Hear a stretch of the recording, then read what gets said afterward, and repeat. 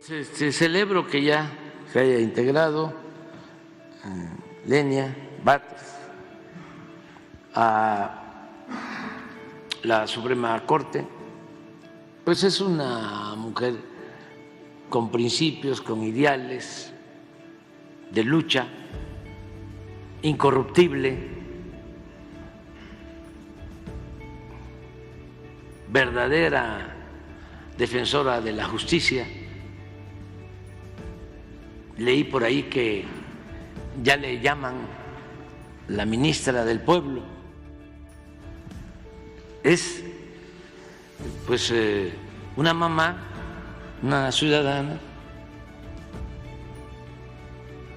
abogada, que llega a la Suprema Corte, pues sabe lo que pasa en la calle, lo que pasa en las familias. No es de la élite. Sí ayuda a saber cuáles son las carencias a las que se puede llegar. Vivirlas pues no es lo mismo que alguien nos la cuente. Además pues nos hace tener los pies más en la tierra. Lenia Batres Guadarrama nació el 6 de agosto de 1969 en la Ciudad de México, en la colonia Niños Héroes, de entonces delegación Benito Juárez.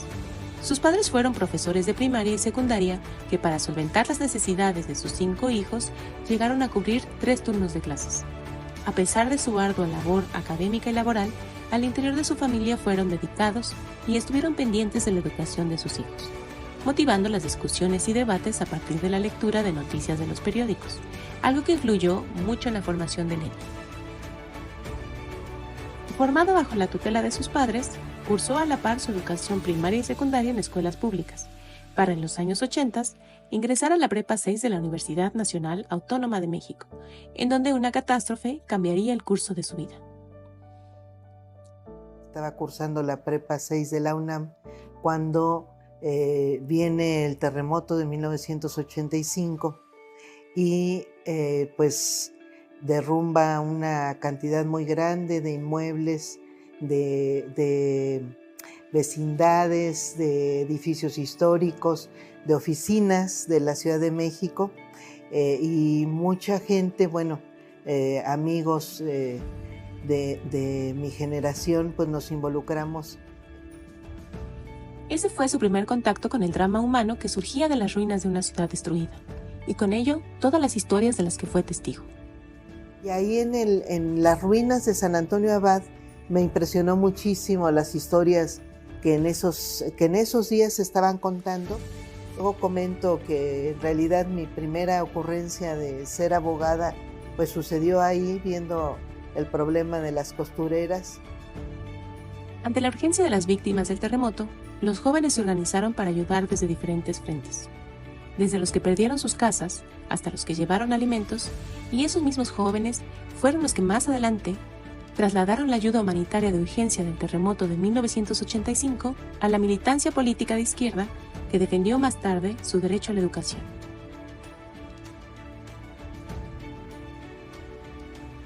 Fue así que Lenia Batres participó de 1986 a 1990 en el movimiento estudiantil de la UNAM, que buscaba garantizar la gratuidad de la educación superior. En 1997 es electa diputada federal. Fue una de las diputadas más jóvenes de aquella 57 legislatura del Congreso de la Unión, donde fue parte de las comisiones de Justicia, Seguridad Pública, del Distrito Federal y Estudios Legislativos.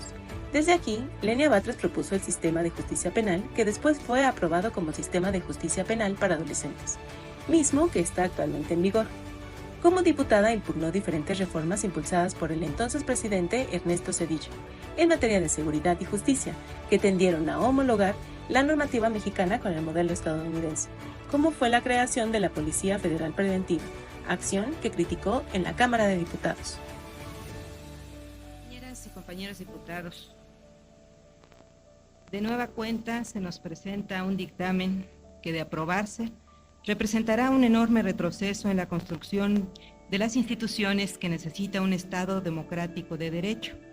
Más aún, uno organizado como República Federal, retroceso para la procuración de justicia, retroceso para la debida garantía de respeto de los derechos humanos hacia la ciudadanía, retroceso para el fortalecimiento del federalismo y retroceso para la propia seguridad pública que la ciudadanía exige que este Congreso le otorgue en sus leyes. El tiempo le dio la razón.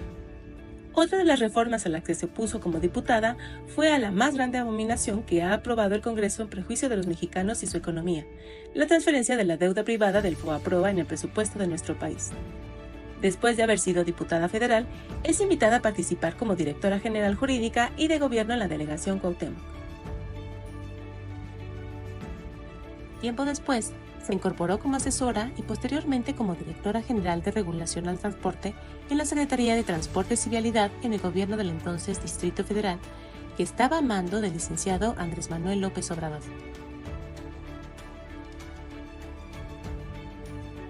En los años siguientes participó en contra de los fraudes electorales, la defensa de la economía popular y en la resistencia civil pacífica en contra de la privatización del petróleo. Fue coordinadora de la Brigada 11, Benita Galeana, junto a miles de mujeres conocidas como las Adelitas.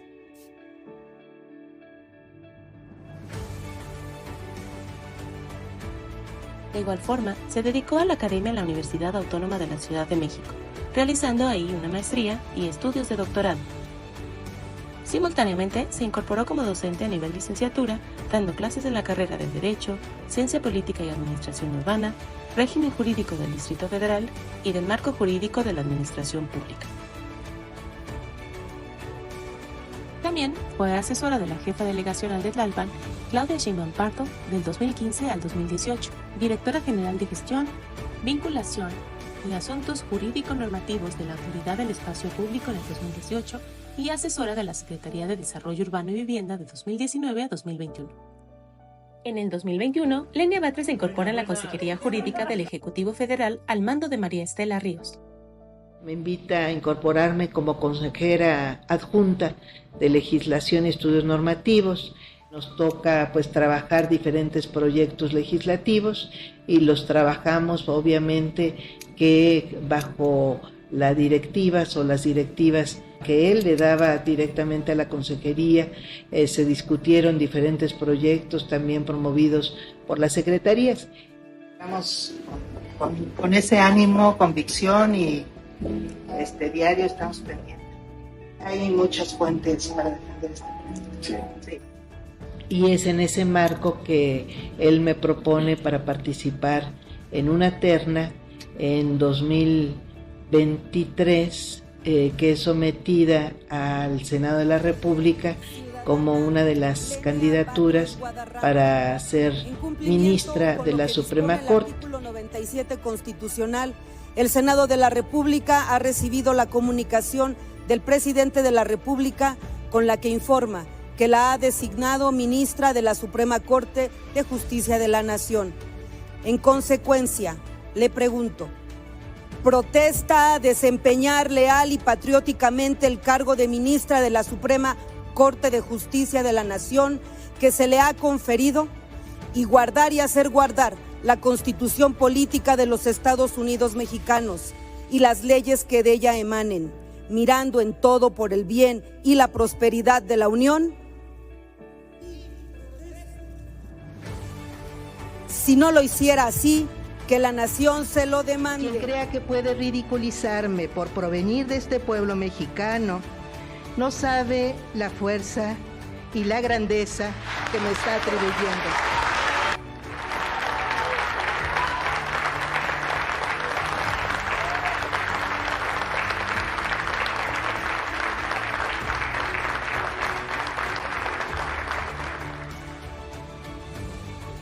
Fuerza y grandeza que recibo con esa dignidad. Ministra del pueblo, me han dicho, y es un enorme halago, una misión grande que acepto con honor y con la responsabilidad que merece. En el 2024 recibe la medalla Emilio Krieger por la Asociación Nacional de Abogados Democráticos por su gran aporte a las luchas democráticas y a la defensa de los derechos humanos del pueblo mexicano. Desde el primer día de su labor en la Suprema Corte, estableció con claridad su trabajo por la justicia social, la defensa de los derechos humanos, el ejercicio de la justicia con austeridad y el combate a la corrupción.